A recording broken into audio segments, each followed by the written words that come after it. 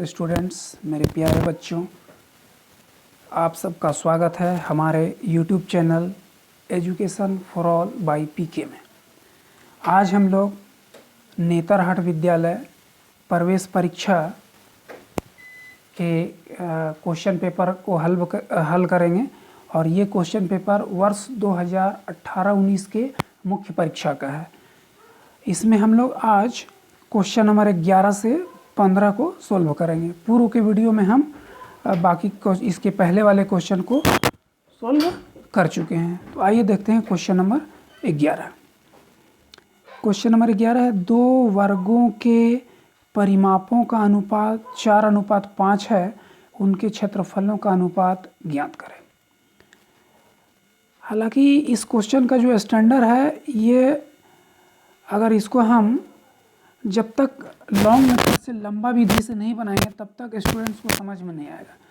लेकिन यहाँ चूँकि स्पेस पहले से फिक्स रहता है, इसी स्पेस में हमको इसको सॉल्व करना, जो यहाँ स्पेस दिया हुआ है इतना ही में हमको सॉल्व करना है। तो यहाँ हम लॉन्ग मेथड से बनाएंगे तो उतना स्पेस नहीं मिल पाएगा, इसलिए हमको शॉर्टकट मेथड यूज करना ही पड़ेगा। ठीक है, तो इसको शॉर्टकट मेथड में कैसे बनाएंगे, लिखेंगे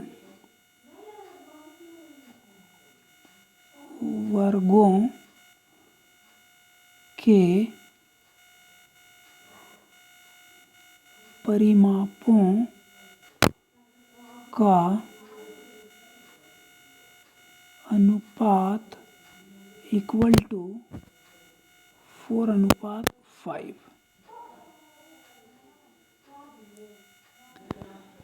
ये देखिए, ये मेरा परिमाप का अनुपात दिया हुआ है। हम जानते हैं कि परिमाप क्या होता है।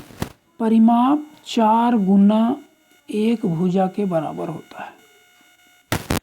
तो ये जो 4 है, ये 4 गुना 1 भुजा के इक्वल है। 5 भी जो है वो जो वर्ग था उसका 1 भुजा में 4 से गुना करके ये रेशियो लिखा हुआ है। ठीक है,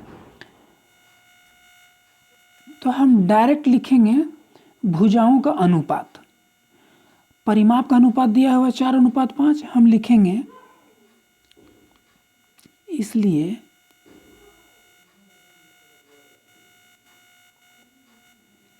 भुजाओं का अनुपात इक्वल टू, तो देखिए जो परिमाप का अनुपात दिया हुआ है वही भुजा का भी अनुपात होगा, क्योंकि ये 4 और ये 5 एक तरह से भुजा का माप गुना 4 के बराबर है। ठीक है, इसमें 4 से गुना करके परिमाप निकाला होगा और फिर उसका रेशियो निकाला है, यानी भुजा का जो रेशियो निकला होगा उसमें 4 से गुना कर दिया है, तब ये रेशियो बना है। तो दोनों संख्या में एक ही कॉमन संख्या 4 से गुना किया हुआ है। हालांकि ये 6ठा क्लास के स्टूडेंट को शायद समझ में नहीं आए, लेकिन अब इसको तो सीखना ही पड़ेगा। ठीक है, तो जो परिमाप का अनुपात दिया हुआ है उसी को हम मान लेंगे भुजा का अनुपात। 4:5, ये भुजा का अनुपात हो गया 4:5। अब हमको निकालना है क्षेत्रफलों का अनुपात। अतः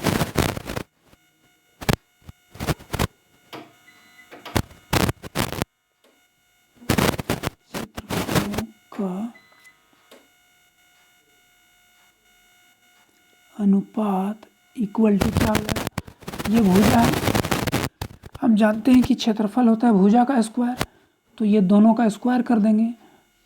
4 का स्क्वायर अनुपात 5 का स्क्वायर इक्वल टू हो जाएगा 16:25, और यही मेरा आंसर हो जाएगा।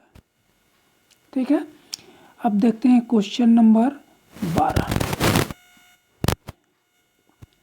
वह छोटी से छोटी संख्या ज्ञात कीजिए जिसे 6, 8, 12, 15 और 20 से भाग देने पर प्रत्येक अवस्था में शेष 5 बचे। ठीक है, सबसे पहले क्वेश्चन को बढ़िया से समझना है। प्रश्न कहता है कि एक ऐसा संख्या हमको निकालना है, एक ऐसा संख्या, ताकि अगर हम उस संख्या में 6 से, 8 से या 12 से या 15 से या 20 से किसी से भी भाग दें तो हर हालत में शेष 5 बचना चाहिए। तो इसमें सबसे पहले हम ऐसा संख्या निकालेंगे, एक ऐसा संख्या निकालेंगे जिसमें अगर हम 6 से भाग दें तो 0 शेष बचे, 8 से भाग दें तो 0 शेष बचे, यानी दिए हुए नंबर से अगर हम भाग दें तो शेषफल 0 बचे। और हम जानते हैं कि ऐसा छोटी से छोटी संख्या कौन होता है, जो किसी भी दिए गए नंबर से पूरा पूरा विभाजित हो जाता है, वह छोटी छोटी संख्या होती है दिए गए नंबर का एलसीएम। तो हम दिए गए नंबर का एलसीएम निकालते हैं।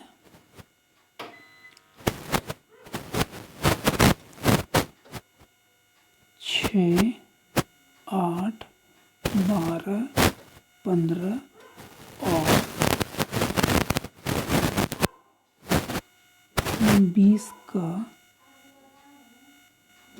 लसा बराबर, यहाँ हम डायरेक्ट लसा लिख देंगे, निकालने का कोई जरूरत नहीं है। अब देखिए हम डायरेक्ट कैसे लसा निकालेंगे।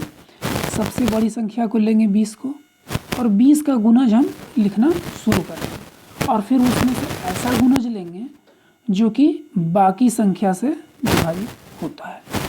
20 का गुणज क्या है? 40 है। तो क्या 40 6 से विभाजित है? नहीं है, तो ये इसको हम नहीं लेंगे। 80 है, 80 विभाजित है 6 से? नहीं है, ये भी मेरा एलसीएम नहीं होगा। फिर सॉरी, हम ऐसे चेक करेंगे इसको।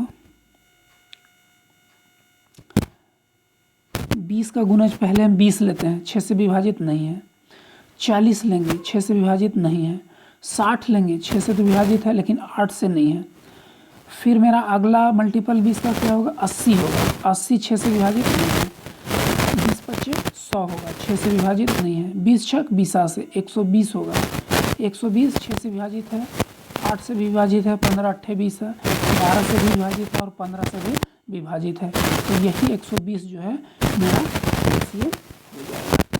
एलसीएम हम लिखेंगे 120। तो 120 ऐसी संख्या है जिसमें अगर हम इन संख्याओं से भाग दें तो पूरा पूरा भाग लग जाएगा। लेकिन हमको तो ऐसा संख्या निकालना है कि शेष 5 बचे, पूरा पूरा भाग नहीं लगना है। तो हम कैसे निकालेंगे?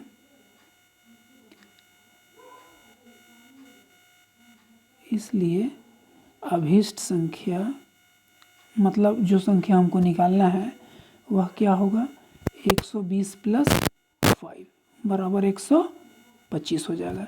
यही मेरा आंसर हो जाएगा। ठीक है, आइए देखते हैं क्वेश्चन नंबर 13। 1000 रुपये का मासिक साधारण ब्याज 15 रुपया है, तो वार्षिक ब्याज दर ज्ञात करें। यहाँ मूलधन प्रिंसिपल क्या है? मूलधन है 1000 रुपये, ठीक है। और ब्याज कितना है? ब्याज है 15 रुपया प्रति माह। एक महीना का ब्याज 15 रुपया है। इसको अगर हम सालाना ब्याज में कन्वर्ट करेंगे, मतलब एक साल का ब्याज निकालेंगे तो कितना होगा? 15 को गुना कर देंगे 12 से, 15 दहा के 150 और 15 दूनी 30, 150 30 कितना हो गया? 180 वार्षिक, यानी एक साल का ब्याज हो गया 180 रुपया। अब हम दर निकालेंगे, लिखेंगे ब्याज दर बराबर, ब्याज दर का फॉर्मूला क्या होता है? ब्याज गुने 100 बटा मूलधन। ब्याज है 18 रुपये, मूलधन है 1000, गुना करेंगे 100 से, 180 रुपया, 180 180। तो ऊपर है 3 जीरो, तीनों जीरो कैंसिल आउट, क्या आ गया? 18%। यही मेरा आंसर हो जाएगा। अगर कोई भी क्वेश्चन समझने में कहीं कोई दिक्कत हो तो कमेंट बॉक्स में हमको कमेंट कीजिए, फिर उसको हम क्लियर करेंगे। ठीक है, अब देखते हैं क्वेश्चन नंबर 14। क्वेश्चन नंबर 14,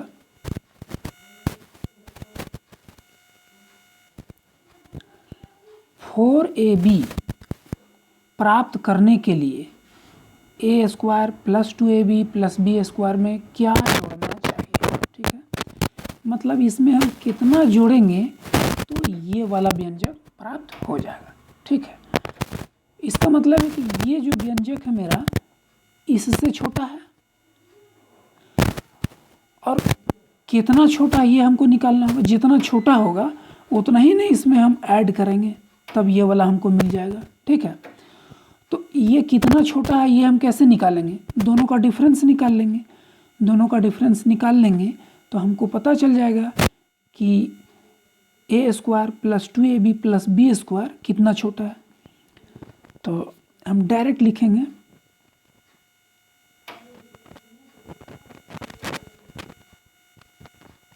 अभीष्ट व्यंजक रिक्वायर्ड अलजेब्राइक एक्सप्रेशंस क्या होगा,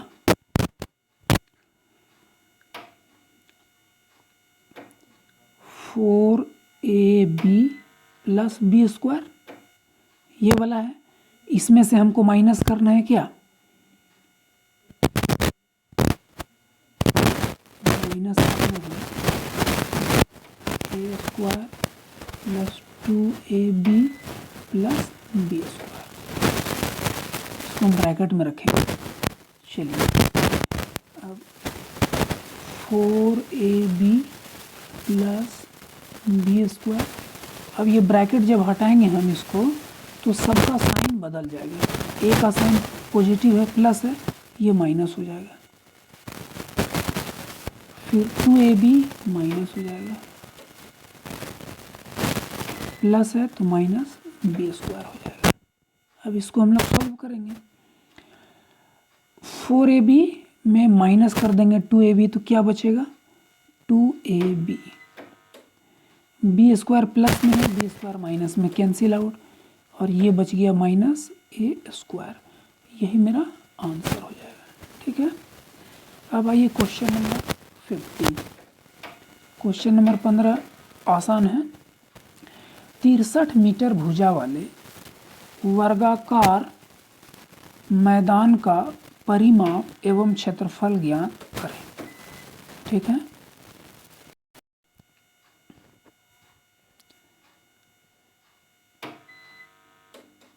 मैदान की एक भुजा बराबर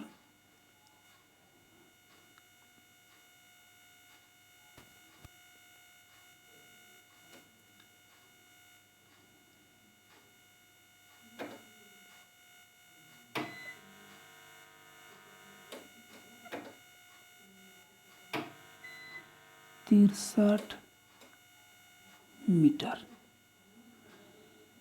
परिमाप निकालना है। बहुत आसान है, हम जानते हैं कि वर्ग का परिमाप क्या होता है, 4 गुना एक भुजा, बैठा देंगे 4 गुना एक भुजा कितना है, 63 है, इतना मीटर हो जाएगा, बराबर 4 तिया 12 के 2 हाथ में 1, 4 छक 24 और 1 25, 252 मीटर परिमाप निकल गया। क्षेत्रफल निकालेंगे। क्षेत्रफल बराबर हम जानते हैं सूत्र होता है वर्ग का भुजा स्क्वायर, तो 63 का स्क्वायर करेंगे, बराबर 63 गुना 63 करेंगे, कितना होगा, गुना कर लेते हैं,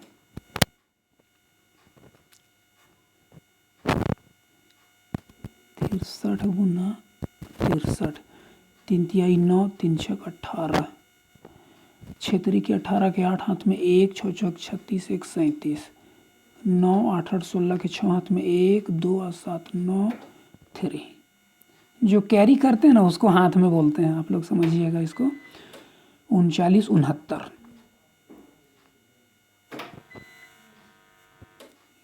39 69 मीटर स्क्वायर, यही मेरा आंसर हो गया।